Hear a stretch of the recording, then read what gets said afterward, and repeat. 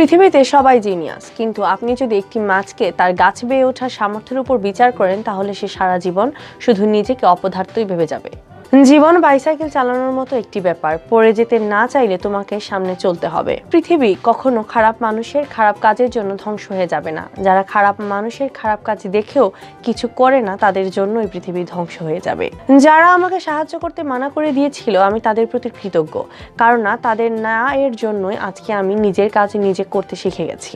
স্কুলে যা শেখানো হয় তার সবটুকুই ভুলে যাওয়ার পর যা মনে থাকে তাই হলো শিক্ষা। যে কখনো ভুল করেনি সে কখনো নতুন কিছু শেখার চেষ্টা করেনি।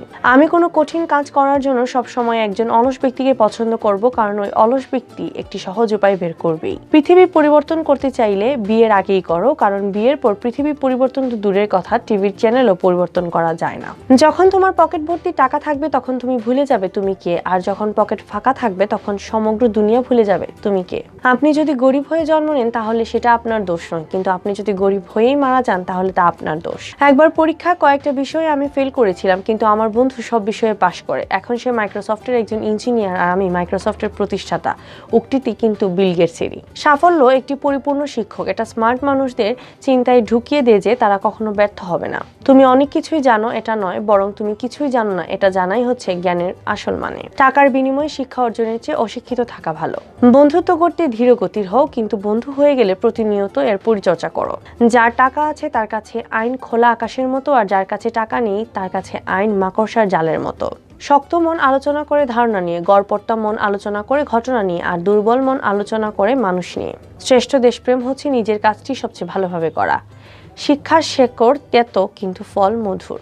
দুর্ভাগ্যবান তারাই যাদের প্রকৃত বন্ধু নেই। পৃথিবীতে আসার সময় প্রতিটি মানুষই একটি করে আলাদিনের প্রদীপ নিয়ে আসে, কিন্তু খুব কম মানুষই সেই প্রদীপ থেকে ঘুমন্ত দৈত্যকে জাগাতে পারে। কিছু কিছু মানুষ ভাগ্যকে নিজের হাতে গড়ে, আবার কারো কারো কাছে ভাগ্য আপনি এসে ধরা দেয়। তুমি একটা খারাপ কাজ করেছো তার মানে তুমি একজন মানুষ।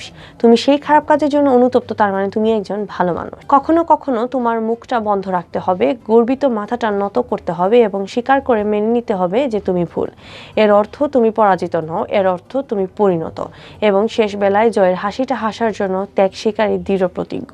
তুমি যখন ভালো করতে থাকবে মানুষ তোমার হিংসা করতে শুরু করবে, না চাইলেও তোমার শত্রু জন্মাবে।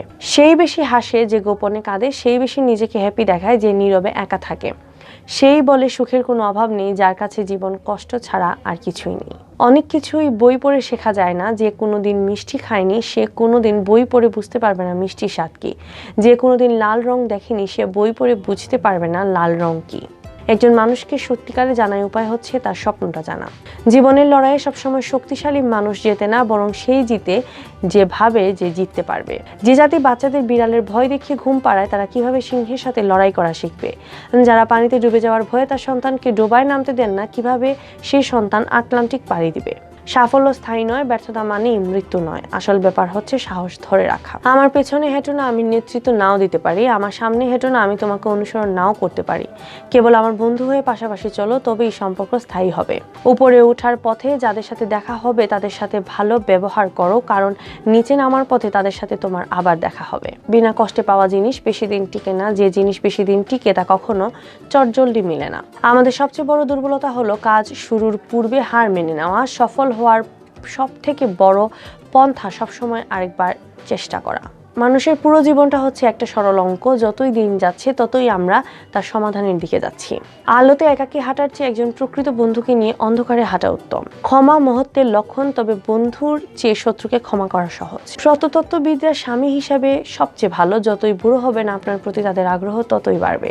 চুরি আর ফাঁকিবাজি চলে রাজনীতিতে, ব্যবসা আর অর্থনীতিতে। মনে রাখবেন এই ফাঁকিবাজি কিন্তু সঙ্গীত, শিল্প আর সাহিত্যে অচল।